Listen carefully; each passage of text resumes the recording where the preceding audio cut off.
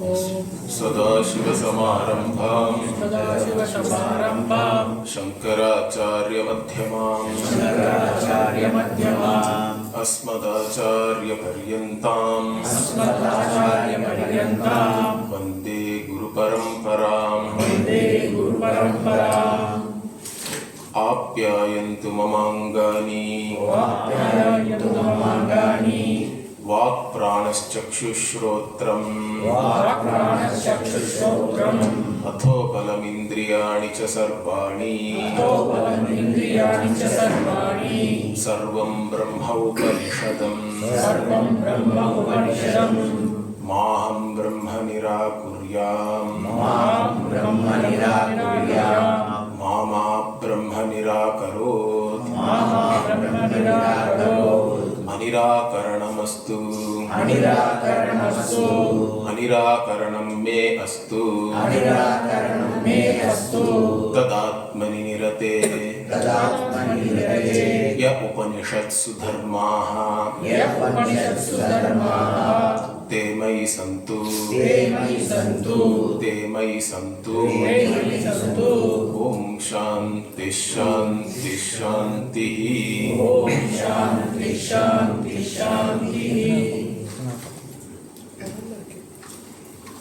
We saw the meaning of the word Upanishad already. Upanishad is Brahma Vidya. Brahma Vidya, like any other Vidya, requires prerequisites. Any knowledge, even if you go and apply in some university, if you are applying for some bachelor's, means they will ask you some high school certificate, or if you are applying for master's, means they will ask for some graduate degree. Now, university education mostly only looks at your intellectual capabilities. Of course, nowadays they also ask for certain, maybe they may have an interview and all that and try to evaluate you as a person also, I think. But generally it is only intellectual. But Brahma Vidya not only requires a certain intellectual ability, definitely it requires, but it also requires emotional growth as a prerequisite, because this knowledge, unlike other knowledge, is about yourself. To appreciate yourself, first you should already have a certain leisure as an individual. If you do not have the ability to objectify your own body, mind, sense complex, into which you have actually entangled yourself, correct? You have put your identity into your own body, mind, sense complex, and then if you are not able to disentangle that, at least relatively, or to objectify this, then it's a problem. Because most of the people who have a very strong identification with the body, mind, sense complex, they are all overwhelmed by their own emotions, correct? And they don't see themselves apart from their own emotions. They have complexes with reference to their body. People have complexes with reference to the mind also, correct? I am not knowledgeable, or I am stupid, or like that. So many things are there. With reference to body also, so many complexes are all there. Those are all very real for those people. So you cannot ask them straight away to just look at the body as mithya. It will not work. That's why there is a connection, correct? Even Bhashyakara, whenever he writes any Upanishad Bhashya, in the introduction he writes what is called the Sambandha Bhashya. There has to be a sambandha between what was said by the Veda before and whatever the subject matter which is going to be presented now, which is Brahma Vidya. What is that connection? The Purva Mimamsaka will say this Brahma Vidya also is one more Upasana, that's all. Their connection is very simple. They say that already Veda is revealing different karma, whether it is Vachikam karma, Kayikam karma, Manasam karma. this Brahma, whatever you call as Brahma Vidya is nothing but Aham Brahmasmi means you have to do meditation. Aham Brahmasmi, Aham Brahmasmi. Okay. It's only what they call as Sampat Upasana or Ahangraha Upasana and all you can say. Sampat Upasana means you deliberately superimpose one thing on another. Correct? Like Shalagrame Vishnum Dhyayami. Everybody knows Shalagrama is Shalagrama. Correct? There is no confusion. It is a rock. In fact, it is a fossilized rock. Shalagrama is actually a fossil. Some living, that is like some kind of mollusk or something only. In that Gandaki river in Nepal, it has become like that, and if you break it open, there it looks like a Shankam and a Chakra, correct? Because there is a similarity. Shankha Chakra means we always think of Vishnu. So based on some similarity, you can superimpose Vishnu there. You say Vishnum Dhyayami. See, nobody confuses that the Shalagrama itself is Vishnu, but Shalagrama is looked upon as Vishnu. Then it can become an altar. You can do whatever you want. You can do puja, all that. That is called Sampat Upasana. So Sampat Upasana, so Aham Brahmasmi also, you are not really Brahman, you are Alpa Jivaha. But you look upon yourself as Brahman, even like Salagrame, Vishnum Dhyayami. Only difference here is you look upon it on yourself. That's why it's called Ahangraha Upasana also sometimes. It's Adhyaropa? Huh? It is a kind of Adhyaropa? Correct, it's a deliberate Adhyaropa, correct. All these Upasanas are Shastrokta Adhyaropa. And then you do Upasana. That is also one Manasam Karma, correct. It's called Vidya also. In the Upanishadic terminology, the Vidya or Jnanam also sometimes, even Upasana is called as Vidya and Jnanam. And they say that Jnana Karma Samuchaya. So Jnana and Karma together, you have to do. Karma alone will not give you moksha. Karma alone will only take you to some Pitruloka. But if you want moksha, you have to do it along with this Jnanam, which is the Upasana. And you cannot stop it, you have to do it all through your life. Like this is some theory and all is there. So now Bhashyakara doesn't accept that. He says that this subject matter is different. Because in the Mahavakya, in all the Upasana, iti, like that specifically, there will be a word. Thus you do the Upasana or visualization. Correct? Even Brahman itself, the word Brahman is used in many Upasana. Okay? Pranam Brahmeti, like that it is there. So you look upon the prana as Brahman. So Saguna Brahma Upasana is given in all many Upanishads. In Brihadaranyaka, in fact, there are many Saguna Brahma Upasana is talked about. In Chandogya also, in fact, first 5 chapters are all, lot of Upasana only is there. But in all the cases, specifically that you have to look upon, that is said by the iti, like that one word will be there. But here there is nothing like that. In the Brahma Vidya portion, Tattvamasi means Tattvamasi, it is straight. It is instructing you, it's a statement of fact which you have to understand. The identity has to be arrived at, as I told you already, correct? It's an equation means, obviously every equation is apparently contradictory, then you have to arrive at the identity. So, for that certain intellectual ability is required. But not only that, in this case, once you arrive at the identity, you have to look yourself differently, correct? It's a self-transformation we are talking about. Understand this, Vedanta is not just factual knowledge. You are not coming and studying Vedanta just to know what Vedanta says or what the Guru is saying. Whether Guru knows Vedanta or not, you have not come to test that. Vedanta is about yourself, correct? It is, you have a problem, or you at least you have to cognize that I have a certain fundamental problem for which I don't see any solution in any accomplishment in the world, correct? That much you have to first see. Unless you see that, there is no point coming and sitting in a Vedanta class.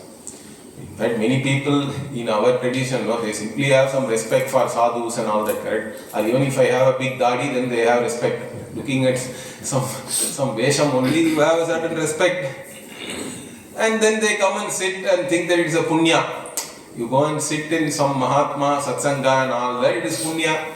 Maybe there is punya, no doubt. But that punya is not the main purpose of studying Vedanta or going and listening, correct? Doing Shravana. That is an avantara phala, maybe you can say. But Vedanta is for the person who has cognized a certain problem which is centered on oneself. The problem is centered on myself. But the weird thing is I have been searching the solution outside all these years. Even though the problem is centered on myself, but the solution I am searching is I am trying to accumulate so many things, different things. Dharma, artha, kama. But none of it is making me satisfied completely. So at some point in time you have to recognize that. Unless you recognize that, you cannot come to Vedanta. Or at least you should listen to a teacher who makes you recognize that, correct? That's why our Pujya Swamiji always used to have an introduction to Vedanta. Any course he starts, there is one introduction to Vedanta. There is no text or anything. He won't be teaching any text. In introduction to Vedanta, he will just talk some 10 talks, 11 talks, because you have to be first told what is your problem. That only people don't know, correct? Although everybody is actually seeking freedom only. Nobody is actually seeking an object for the object's sake, correct? Why do you seek an object? Because it is pleasing to you or it has some meaning to you, correct? It is giving you something. So everything is for your sake only. And what is the problem then with you? Why are you even seeking that object? Means you have a certain want, correct? You think that you are a wanting person. In your own judgment, you are a wanting person. And why are you a wanting person? Further, if I ask that, because in your own judgment you are limited. Because when I look at myself, I am there only in one place. Okay, I am not there somewhere else. I can be there only in this body. Similarly, I am only going to be there for some time. I don't know how many more years or whatever. Here also we don't know how many more days. Anything can happen anytime. So, space-wise I am limited, time-wise I am limited, knowledge-wise also I only know so much. The more I know how much I don't know also, right? That also keeps on increasing. So, knowledge-wise I am limited, enjoyment-wise also I am limited. In fact, everybody, the only purushartha, real purushartha is I want to be happy, correct? I want to be happy. Then I ask a question, when do you want to be happy? I want to be happy all the time. Because I cannot, do you want to be happy in the morning, in the afternoon or in the evening? Or at night? No, I want to be happy in the morning also, in the afternoon also, in the evening, at night, at all time I want to be happy. Okay, where do you want to be happy? Do you want to be happy in this ashram or at your home or at your office? Where means everywhere I want to be happy. So it's an unconditional happiness you are seeking, correct? That's what everybody is seeking.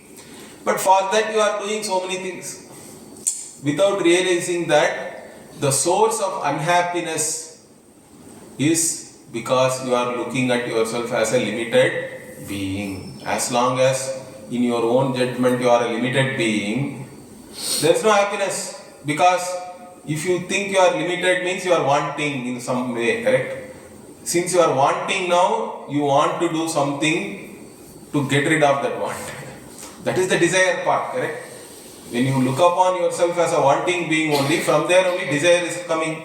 Desire to get something in the hope that it will fulfill your wants and you will be free of your wants. But that never happens. You never get the freedom from being a wanting person. That's because any finite thing you acquire also, along with already you think you are a finite limited being, means it's still finite only, right? It's not going to become infinite. The infinite cannot be created. The infinite cannot be reached. The infinite cannot be arrived at by purifying something, nor the infinite can be arrived at by modifying something, correct? So why am I saying this? Because karma phala can only create something, correct, utpadyam, or you can reach somewhere, apyam. or you can purify something using karma, which is samskaryam, or you can modify something using karma, which is vikaryam, we say.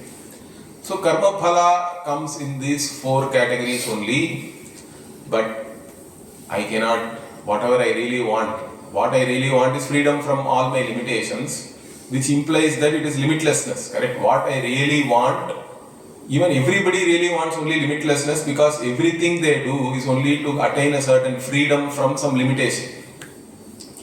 But that freedom you are not going to gain by just getting something, correct? Like even you have a feeling that I am insecure. So what you really want is freedom from insecurity, correct? You don't require security. In fact, if you have 100 security people around you, I don't know whether it proves whether you are secure or insecure, correct? The more security people you have, that means you are feeling more insecure.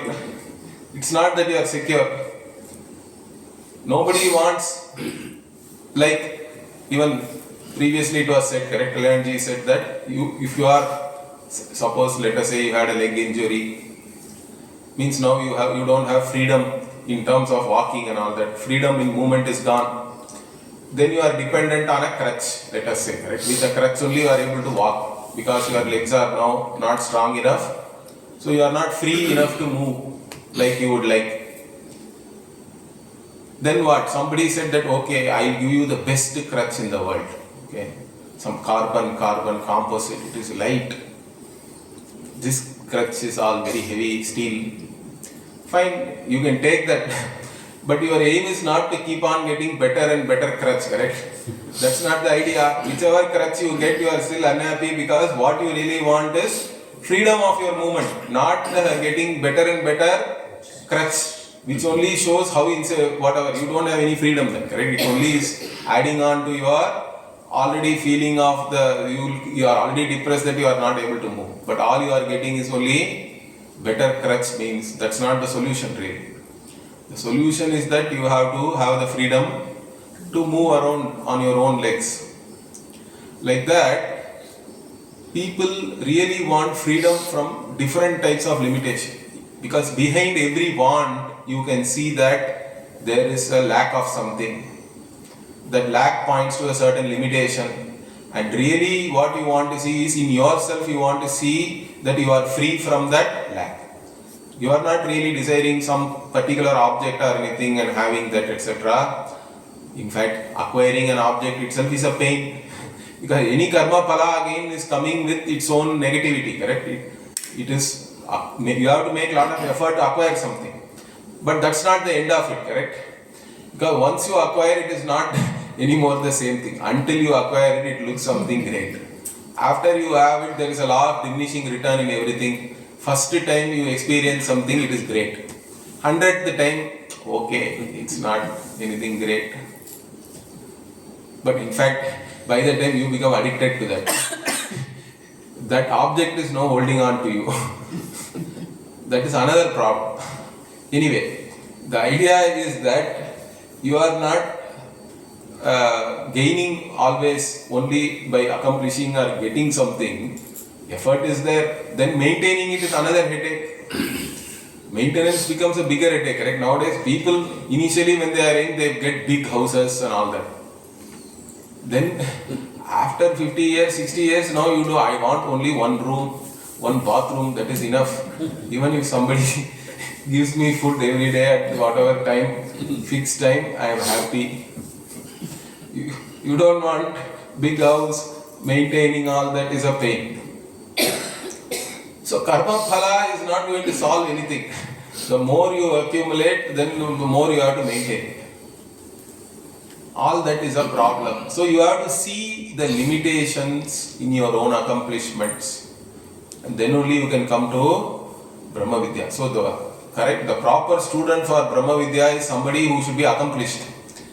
Those who are still desperate to accomplish something in their life, you can only give them do it dharmically. You can give some dharma upadesha. Correct? You can't teach Vedanta to them. Who is the student to whom Vedanta can be taught? Means a Vedanta student should have accomplished something and seen the limitations of one's own accomplishment. You should see the limitations of your own accomplishments. And then that gives you the nirvedamayat, Upanishad says, correct? Parikshya lokan karmachitan brahmanaha nirvedamayat. Nirvedam means their dispassion.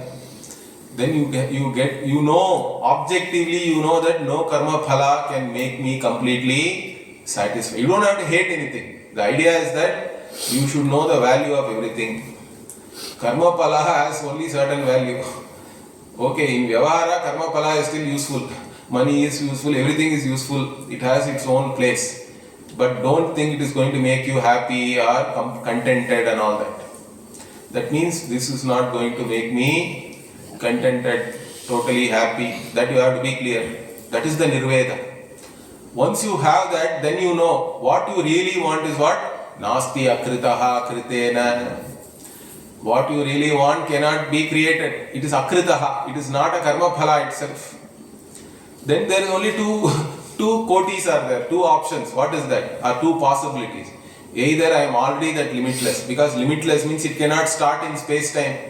It must be already there. And it must be, and I cannot go somewhere and reach it also. It must be right here and right now. It has to be available here and now. If it is there like that, then why I do not know that? Then the problem becomes different, correct? It's a problem of ignorance and knowledge. Then only you become a jijnasu. When you recognize that what I really am seeking is freedom from limitation, you are a mukshu, because you desire freedom. But that freedom itself is required because you think you are in bondage. But that bondage itself is not real. It cannot be real because the solution you are seeking, the freedom from all limitations, if it is limitless, it has to be already there here and now. But if it is there here and now, I still don't know that. Then you recognize that it is a problem of ignorance. And ignorance can only be removed by knowledge. It cannot be removed by any karma. Is that clear? Bhashyakara talks about this a lot. Again and again, in every introduction to Upanishad, the main Purva Pakshi, the opponent is this Jnana Karma Samuchayavadi or the Purva Mimamsaka. They all say that the Upanishad is not even a separate subject matter. It is an Arthavada, it has to be added to some existing whatever was there previously in that Brahmana, because the Upanishads are all at the end of the Veda, I told, correct? Before that, Upasana and other things are talked about. This is one more added to that. Bhashyakara says no, this is a different subject matter. And also the qualified student for this is different. The one who is qualified for this is not the same as the one who is qualified for Purva Mimamsa. For Purva Mimamsa, the qualification is you should have had Upanayana, you should have done Vedadhyanam, and you should have done whatever the Veda Angas also you should have studied. Then you can study the Purva Mimamsa. Then again there are other qualifications. As a Brahmachari, you can only do Samhitadanam. You are not qualified to do other things. You can do Sandhyavandanam, Samhitadanam. That's it. Otherwise you have to be a Grihastha. Only a Grihastha can do Agnihotradi karma, all the other karma. Samskaras and all we talk about, correct? 40 samskaras are there, Hindu samskaras. You become qualified for many of them only if you are a Grihi. Like that, so many qualifications are there for karma. In fact, there are qualifications like you have to be a Krishna Kesha for one yajna. Okay, you cannot die. Okay, it should be natural. Your hair should be black. You cannot have grey hair. So, anyway, all these qualifications do not apply to Vedanta. Here the qualification is totally different. So that Bhashyakara says, what are the qualifications here? You have to have first mukshutvam. Unless you recognize that I have a problem centered on myself, and the solution also then has to be centered on myself. Right? It cannot be somewhere else. So my Guruji used to tell a story. Right? One old man was walking on the road. And he asked, in those days, in fact, in the house we didn't have electricity. Even we have lived in areas where my my mother's sister, elder sister, they were in Astinapuram in Chennai. They didn't have electricity for a long time. Even in the late 70s, there was no electricity in their home. So, but street light alone will be there. So only street light is there is no electricity at home. We all used to be there. But we'll be sleeping on the road in that rope, whatever, kaithu kattil, correct? The cart made up of ropes and all that. It used to be fun. But what I am saying is, so this fellow, one person was searching under the street light. Something. Then the other passerby said, okay, our people are all very inquisitive, correct? They want to help really. So this fellow saw that other guy is searching desperately, so he said, okay, hey, what are you searching? I will also help you. He said, I dropped my needle. I was trying to thread a needle and then I dropped it. So I am searching. Then he asked, why are you, where did you drop it? I will also join you, okay? I will help you find it. And he said, I dropped it there inside my hut. Then he asked, why are you searching here? And he said, only here there is light. There is no light there. Means, it is like that, correct? You have problem somewhere, you cannot search the solution somewhere else because there is something else which is convenient there only. So like that, if you have a problem on yourself, the solution is also has to be there with yourself only. The problem is I means solution also has to be I, and that solution now is in terms of knowing, because I have to know myself as I am the limitless. That is the solution. That is the only solution. But I do not know that. Means then I go to a guru, because the guru has already understood this. From where? Means again from his own guru. And he understood it from his own guru. But anyway, finally, who is the first guru? Means Adi Guru, Dakshinamurti only we have to say, correct? First guru also is Ishvara. First father also is Ishvara. First mother also is Ishvara for us. Everything starts from Ishvara only. And Ishvara only has given the Shastra. So, Guru and Shastra Upadesha is only going to give me this knowledge. And so, first I have to have Mumukshutvam. Means once you recognize this, you have to prepare yourself for this knowledge, correct? Like any knowledge. In fact, you want to get into IIT means people prepare from 6th standard only nowadays, I think. Some JEE preparation and all they start. So many years you are preparing for even IIT entrance and all that. Then what about this jnanam also requires a lot of preparation. First you have to have interest, but everything else will come only if you have the mumukshutvam, or that burning desire for freedom has to be there. And the recognition of the futility of searching for contentment in worldly accomplishment has to be there. A certain level of clarity should be there. And then the viveka, the discrimination that what I really seek is the limitless. I am not interested in any anitya, temporary or fleeting, transient accomplishments. What I really want is the nitya vastu, nitya vastu viveka, we say. The viveka and vairagya and mumukshutvam, all of them go together actually, if you see. These three are like, it is like a train engine or a train coaches only, correct? If you pull, all of them will come. Only one is there means others will come, because there cannot be any proper mumukshutvam without having an understanding of what you are seeking really, which is the viveka.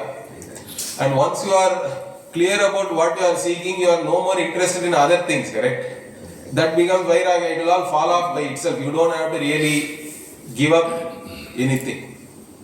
Why I am saying this is, of course, others will think that you have given up so many things.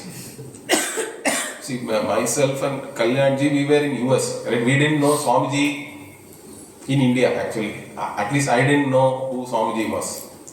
I met Swamiji first time only in August 1994 in US. then I became interested and I wanted to study with Swamiji. Swamiji didn't accept us initially. He said, no, you are all very young, too young. You are already in a good job in US, and if I take, your parents will come and fight with me. Already too many people are fighting with me. I don't want to have one more fight in my hands. So he was trying to avoid us maximum. Somehow we convinced him. Then he said, okay, you come. Then immediately we went. Okay, in sometime 1995, November or October. So when we came to the ashram, he used to always introduce us. See, these two guys, they just left everything and came from US and all. So he used to do that for some time, at least after we came, first 2-3 weeks. Whoever comes there, we will be in the kutia with Swamiji, means he'll say, come here, see these two guys. Like that. He used to say that. Then everybody used to think, these guys, they have really given up all these things. They have done great tyaga and all that. But I used to always say, see, if I also think it is a great tyaga, then it's a problem, correct? Then I am not valuing Vedanta that much. So I used to always say, I came to do whatever I think will make me happy. Right? What is there to do tyaga in this?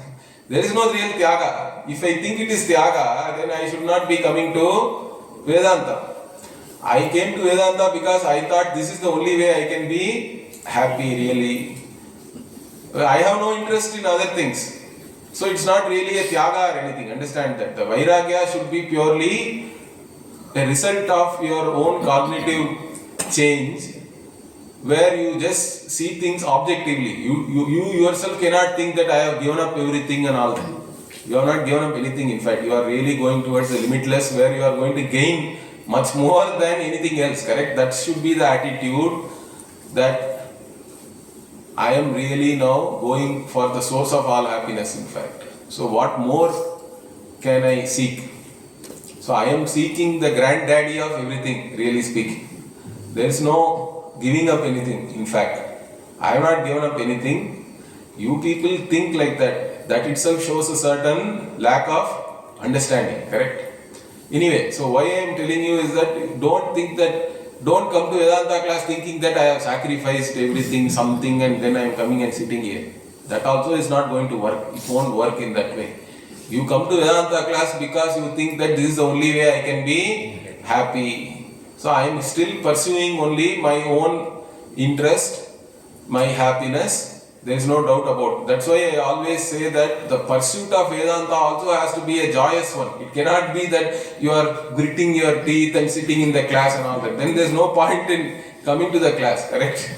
This has to be, the pursuit also has to be enjoyable. You have to enjoy being in the Gurukulam or being with your Guru and studying the Shastra and all that. And later on you have to enjoy teaching it also, because you have nothing better to do anyway. What else to do? If somebody comes qualified, then the Guru is always happy to teach. There is nothing better to do also. So the whole thing has to be one of joy. That is the attitude one has to have. Then only it will work. So these are all some things I have to develop. That more than this, some effort also is required where? Because these three things have to come due to a certain cognitive change, like I told you. But then even then, sometimes the mind is an instrument, but it is not a perfect instrument always. It has its own thing, correct? It has its own nature, because mind, being mind, the way it works is that it keeps on jumping from one thing to another, to another, to another. That's how the mind is. Nothing wrong with that. But when we come for this study, we say that your mind also has to have a certain disposition. So mind related also qualifications are given. That is called Shamadhi Shatka Sampatti. Correct?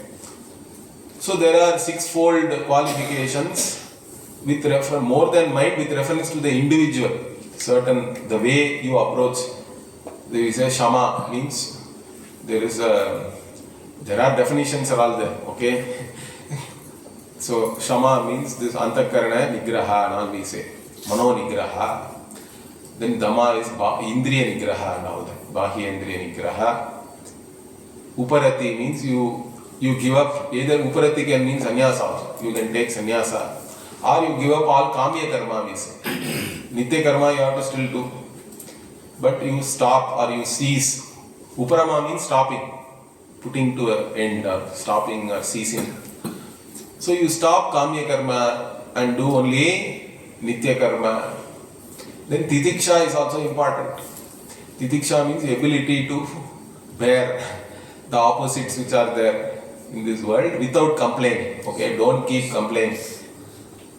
Many people go to US, then they come to India, they keep complaining about everything in India. Then you need not have come here only, correct? Everywhere there are problems. Okay, even if you go to USA, you can complain about 100 more things. Because my mother came to US. Her first complaint was, I cannot go anywhere by walking. She is used to going everywhere walking, correct? You get out, you have a shop in India, there is a temple, everything is only 2 minutes walk. She says in 2 minutes you go outside in US, you will be standing in some road with nothing around, okay? So then he says, I cannot go anywhere walking. There is a different complaint, correct? Indians go to US, they have a different problem. Those who are settled there, they come here, they have other problems. So everywhere something is going to be there, correct? Okay. Sometimes this cockroach and mosquito also you cannot completely eradicate. Wherever you go, the spider, cockroach, all these things will be there. You have to share the space with them. You can't help it. So all that you have to take in your stride, correct? That is Titiksha means what? You just take things coolly. And there is a nice, in Viveka Chudamani, Shankara gives a nice way of what is this Titiksha. But in that the main words he uses, Apratikara Purvakam Chinta Vilapa Rahita. Okay? So Apratikara Purvakam means what? Without any opposition in your mind. You are not hating that this mosquito is there all the time biting me. Like that you get a certain anger. All that you don't have to have, or you should process it somehow. Then also all the time worrying about it. Chinta. So there is no complaint, there is no worry. Without that you are able to just, of course you can still take some action, correct? Put some odomas or something, whatever. Or put, we have all these coils and all that.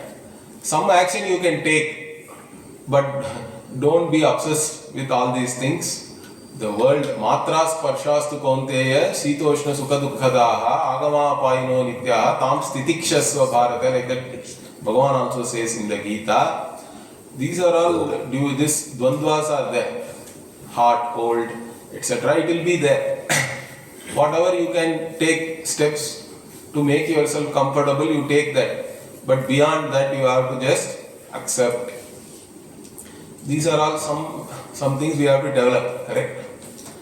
It may not be there sometimes, but now you have to be conscious about all these things. So develop a certain, then Shraddha and Samadhanam also is there. So these are Shamadhi Shatka Sampati. Shamadama, Uparama, Titiksha, Shraddha, Samadhanam. Shraddha is very, very important. I already talked about, correct? You have to look upon the Guru and Shastra Vakya, Astikya Buddhi we say. Guru Shastra Vakyeshu, Astikya Buddhi means what? Whatever the Guru and Shastra say are true. Even though I don't understand. Okay, initially. Pending understanding, I give the benefit of the doubt to Guru and Shastra. That is the important thing. So, all these qualifications are different from the qualifications which are required to do a Vaidika karma. Is that clear? So, Bhashyakara points out all these things. And then only he enters the actual text. And in this first we have this Shanti mantra, Apyayantu mamangani, very beautiful, because it is Samaveda Shanti mantra, correct? So it is very, very specific to the mumukshu also. Some Shanti mantras are very general. Like Yajurveda Shanti mantra is there. Sahana bhavatu, sahanau bhunaktu, sahaviryam karavavahai. So there the student and teacher both have to be nourished, protected each other. They do not have any misunderstanding and all that. Like that there is a prayer, because for knowledge to take place, the student also has to have the right attitude towards the teacher. Teacher also has to have the right attitude towards the student and should be interested in teaching, correct? And should know the methodology of teaching and all that. And everybody should be physically also fit. You should be able to sit in the class, at least in the chair. Everybody need not sit down and all that. You may not be having that practice. But at least you are able to sit in the class and focus on that. Those are all important, required. So we pray for all these things. So Shanti mantra, most of the Shanti mantras are like that only. So in this case, what apyayantu mamangani? Apyayantu means literally let it grow and be strong. I have to add, I think. But it means let it grow only. Vardhan. So the vardhaya, may it grow. Apyayantu. But most Vedanta students are old, okay? Everybody thinks that I'll retire and then come to Vedanta. Then what is there to grow? Already it is in decline. But anyway, even what is declining, let it again grow so that I am able to focus. So what should grow? So apyayantu mama angani, all my limbs, let it grow. Means originally Vedanta students were young, correct? We came at the age of 24, so we were not bad, but we were still already adults. But anyway, Vardhayantu mama angani, let my limbs, organs and all grow. And what are these things? Vak pranas chakshushrotram. So let my vak, means my speech, let it grow, means again let it be proper. Without, you have to see, because Vedanta is learned through samvada, means I have to be able to speak properly with my guru. If you have any doubts also, you should be able to ask. But in fact, Swami Paramarthananji used to say something very interesting. See, because most people come Vedanta class, means straight away they have so many doubts. They keep asking something or the other. Many times, in fact, the questioner does not even know what they are asking. Okay? Because unless you have, even to question, you should have certain apatata jnanam, something should be there, correct? But you are already so confused. Even if the question is, sometimes Guru also is not clear what the Shishya is asking. After the Guru answers 15 minutes, you give an answer. Then they say, no, this is not my question at all. My question is something else. So then what do you do? So Paramarthananji says, don't ask any questions initially. Just write down all your questions. But whatever question comes to you, write it down. You maintain a question book. Okay? Keep writing all your questions. In fact, all your questions will be answered in the class itself. You don't even have to separately ask. My personal experience, I hardly ask any questions to my guru. I never, because everything is so clear. In fact, they have thought about so many things. Bhashyakara himself brings up all the different opposing views, questions and answers them by himself. Okay? Because all the teaching itself is in the form of question answer only. Even the questions you may not be able to think yourself, they have thought about it, presented an answer for that also. So be patient. But keep writing your questions and revisit them periodically. Then you will see that already you yourself, you have got the answer for that. Even after that, okay, give some time, like couple of months, 2-3 months, then still something is there. By the time you will have a certain basic knowledge and understanding and all that, correct? So based on that, you will be able to frame your question also properly. See, otherwise it becomes meaningless. So I think this is a very good idea, right? Swamiji is a very practical person like that. He gives many interesting ideas like this. So you can maintain a book like that. and then you will be able to use your vak properly. Then what? Vak pranaha. Prana is the most important thing you should have. Prana is the one which digests, prana is the one which excretes, prana is the one which is able to breathe. In fact, in all these things, people are having problems nowadays. Correct? In US, the biggest problem is constipation, it seems. You can't even digest what you eat. Then how are you going to stay healthy and all that? It's a problem. You get up in the morning, first problem is this. Then only everything you think about other problems. So, prana is the one which is, even your blood flow and all is regulated by prana. So, unless the prana functions properly, the physiological aspect of your body is not going to be proper. So, and breathing also is a problem, air pollution. Most of the people have sinus. You get up in the morning, your nose is blocked. So then you are doing all that you have to do just to take some breath. This is another problem. So may I be free from all that. Let the prana function properly. Vak pranas chakshuhu. Eyes also have to function properly because it's all studying.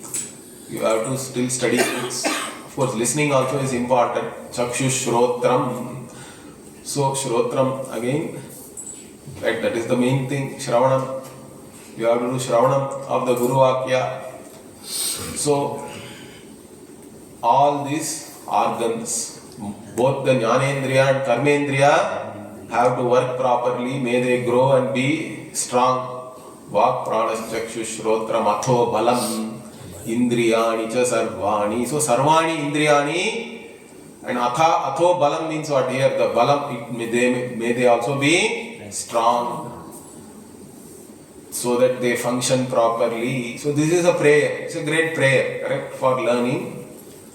But then the whole Upanishad teaching only comes now. Sarvam Brahma Upanishadam. Sarvam Brahma. In 2 words only the entire teaching is over. Sarvam Khalvidam Brahma. That is the teaching, correct? All that is there is only Brahman. This Advayam Brahma alone is there really. You think you are there separately, but all that is there is only Brahman. That is what has to be understood. That is the teaching. The limitless alone is there, which is Brahman. Brahman itself means big. Brihi Vriddhau is the dhatu. The brih is the dhatu. And big means what? It is not big mosquito, big elephant and all has. Big itself can have different degrees of meaning, correct? Depending on what it is qualifying. Big mountain is different from big ant. But big as a noun, it is not an adjective. Understand that big as it is unqualified, big. That is Brahman. That is Ananta, limitless. That Brahman alone is there here. Sarvam Brahma. But here we have to take it as apatata jnanam again. That I have heard that Sarvam Brahma, but still I have to understand. Because even people who are exposed to this teaching may say, oh, no, all this is bunk up. And they may go away. So there is a possibility. In fact, that also is going to come next. Very interesting. So Sarvam Brahma, but how do I know from where do I know that all that is here is Brahman? Means I cannot know it myself. I have the Pratyaksha and Anumana also cannot reveal that, because Pratyaksha Anumana is only giving me objective knowledge. Then the very objectification makes everything limited, correct? If you are able to objectify something in your mind, obviously it cannot be Brahman, because it is only an object of your mind. Mind itself is limited. And if you are able to objectify something in your mind, that also is limited. It cannot be Brahman. So, none of the pramanas which I have access to can reveal this Brahman. Then where do I know this Brahman from? Aupanishadam Brahma. Aupanishadaha Purushaha, like that it is there in Brihadaranyaka. In the Shakalya Brahmana, 3rd chapter, 9th Brahmana. This word is there, Aupanishadaha Purushaha there. That is same thing is there here. Upanishadam Sarvam Brahma Upanishadam. Upanishadam Brahma means the Brahman which is revealed by the Upanishads. It can be only known from the Upanishad, from the Veda. There is no other means of knowledge. Veda alone has to come and reveal to us that Brahman alone is there and that you are not separate from that Brahman. Sarvam Brahma Upanishadam. Okay, even if the Veda reveals that, if you don't have Shraddha, what? Maham Brahma Nirakuryam. May I not reject this Brahman? There have been Acharyas, correct? Ramanuja is supposed to have studied Advaita only first. Then he said that no, this is not correct. My Guru is not correct, and then he went away. Other Acharyas also, because there was only the Vedanta means we don't even have to say Advaita Vedanta. Understand that Vedanta means there is only Advaita because Upanishad is only teaching you that. If you look at the words of the Upanishad objectively, you cannot arrive at any other conclusion. That is what Vedanta is, Vedanta. But then what? There are people who rejected the teachings of the Vedanta, but they are highly intelligent. They know grammar, they know Nyaya, logic, all the intelligence they use to twist the words of Vedanta itself and try to understand something because of their own some notions, correct? You already have a certain notion. Then what you say? The Guru is wrong. Then always there is somebody else who is there to take you. Right? Okay, that guy is wrong. Now you come here. I will tell you something else. You follow me. So like that, may I not? Even modern science also same problem. Scientists study everything objectively. And they think that is something great. But then what about the subject? They have no way of studying the subject because it cannot be objectified. Understand that. They are still struggling. Then what? They just reject it. They say that everything is only epiphenomenon of matter. Only matter alone is there. Everything is brain, mind and all this consciousness, awareness and all is some bunkum. It is called epiphenomenon, means what? It doesn't really exist. They make the whole Advaita ulta. They are also called material monist. Okay? They say that matter alone is there. Consciousness and all is mithya. It's only an epiphenomenon of matter. That is one thing. That also is rejection again. There is no Brahman. So Asti Brahmeti Chet Veda, even Taittiriya Upanishad also talks about that. Santamenantato Viduriti. You are a Santa. You become a sadhu only if you say Asti Brahma. Otherwise you can say Nasti also, then you are a Nastika. Brahman is not there means you are basically denying yourself actually. That Buddhists do that. They say Nairatmyam and all that. Correct? There is no Atma also, only Shunya is there. There are people like that also. But how can the negator be negated? Negator can never be negated. To negate also somebody has to be there. You want to say there is physically vacuum is there, who is cognizing that? The observer has to be there always, correct? Even modern scientists are going there only. They say that quantum system and all that they talk about. Then they say somebody has to collapse the quantum system. Who is collapsing that? Means some observer. But they are not able to define that observer. They even have a paradox. They say that if the observer also is another quantum system, then who is going to collapse that? Means it goes into a regression, correct? There is a problem. So they have a paradox, but they have no. Some people say consciousness means they also come to some understanding like Advaita. But then all others do not accept that. There are problems still. Or they are trying to find a new theory without the necessity for any observer and all that, but I don't think they will succeed there. But anyway, these things one has to understand that Brahman is there and it is not separate from me. That is the teaching. But don't reject that. Maham Brahma Nirakuryam, Mama Brahma Nirakarot. Brahman also should not reject me. Means what? Here Brahma is Jagat Karanam Brahma, Ishvara. Ishvara Anugrahat Eva Pumsam Advaita Vasana. Even to come to Advaita, Ishvara Anugraha is required all the way.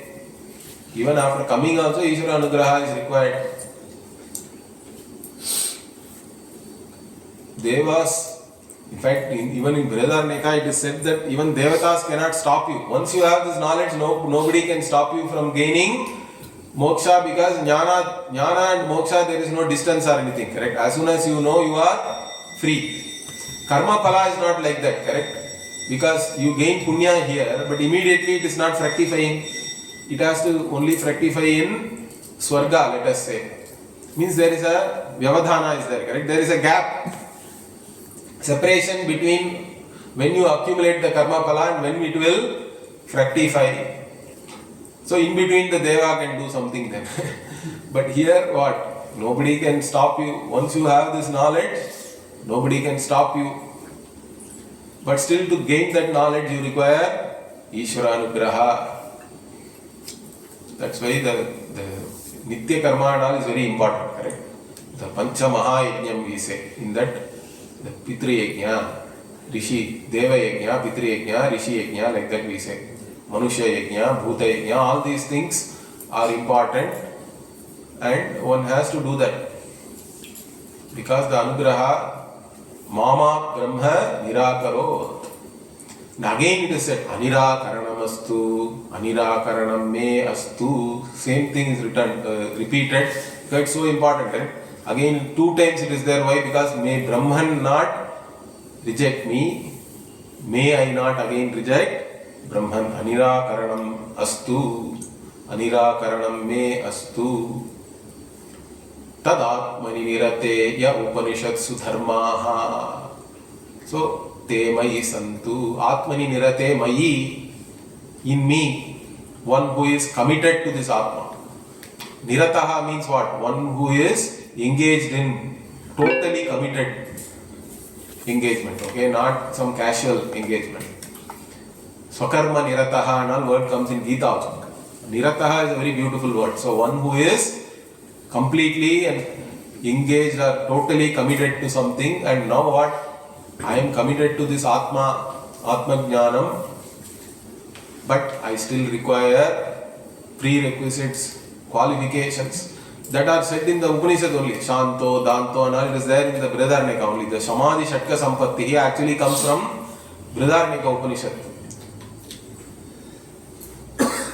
So all, whatever is said in the Upanishads, Dharmaha, okay, Tad Atmani Nirate, Ya Upanishatsu Dharmaha. So in the Upanishads, whatever qualities Dharmaha, which are mentioned, this Samadhi Shatka Sampatti, all these things, may I have it, correct? Te mayi santu, may them be there in me. May I gain all the qualities, the prerequisites mentioned in the Upanishad, so that I can gain this knowledge. That also is repeated 2 times, right? Te mayi santu, te mayi santu. Om Shanti Shanti Shanti. Means what? 3 times Shanti, why do we say? Tapatraya, we talk about, correct? 3 types of afflictions, hindrances can be there.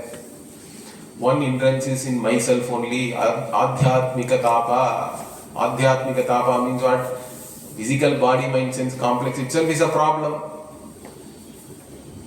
So at least temporarily may I be free from all that, so that I can concentrate in the class.